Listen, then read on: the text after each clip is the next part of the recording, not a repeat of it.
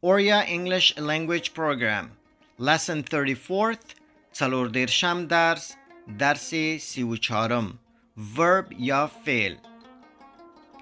verb یا فعل دوستانو څه شي ته وایي؟ په انګلیسي کې داسې تعریف کوو: An action or activity done by a subject is called verb.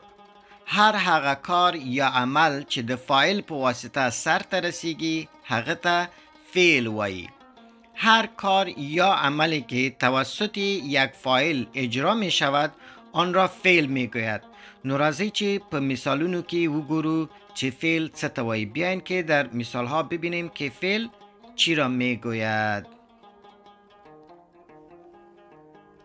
She is washing the dishes.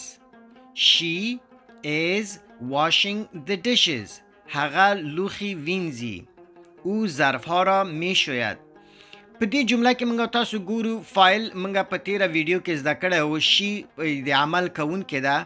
دغه واشنګ په خپله یو فعل ده، یو عمل ده چې د دغه جلی په واسطه باندې سر ته رسیږي. دوستان نهایت عزیز، در ویدیوی گذشته براتان فاعل را توضیح کرده بودم، تشریح کرده بودم که فاعل چی را میگن. در این جمله شی یک فاعل است، کننده عمل است و واشنگ خودش عمل است یا ورب است، فعل است. راځئ چې بل مثال کې وګورو. Hanif went to school yesterday. Hanif went to school yesterday. حنیف پرون ښوونځي ته لاړ یا حنیف دیروز مکتب رفت.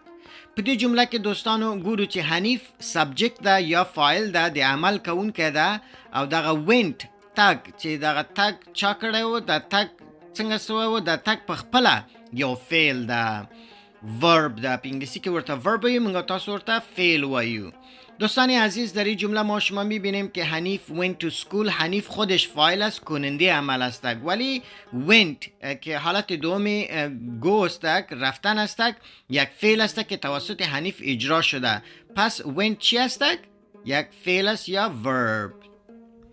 verbs یا فعلونه: sleep ویده کېدل یا خوابیدن، run منډه وهل دویدن، walk قدم وهل یا قدم زدن. دوستانو دغه فعلونه دي.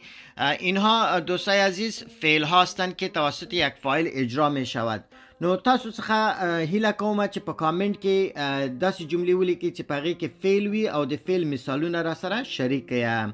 دوستان عزیز، حالا در کامنت جملات را بنویسین که در او فعل باشه و مشخص بسازین که فعل کدام است. په دې هیله چې په فعل باندې ښه پوه شوي یاستئ. انشاءالله د مفعول ویډیو به په راتلونکي کې در سره شریکه کړم. ډیره مننه.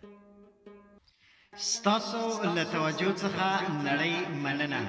په دې هیله چې ویډیو مو خوښه شوې وي. قدرمنو هیوادوالو، د ویډیو لایک او شیر مو هیر نشي او زموږ د یوټیوب چینل هم در سره سبسکرایب کړئ. مننه. تشکر از توجه شما عزیزان. با امید اینکه ویدیو قابل پسند شما قرار گرفته باشد. هموطنان عزیز، لطفاً لایک و شیر این ویدیو را فراموش نکنید و چینل یوتیوب ما را نیز سابسکرایب کنید. تشکر. ژوندی دوی افغانستان. زنده باد افغانستان.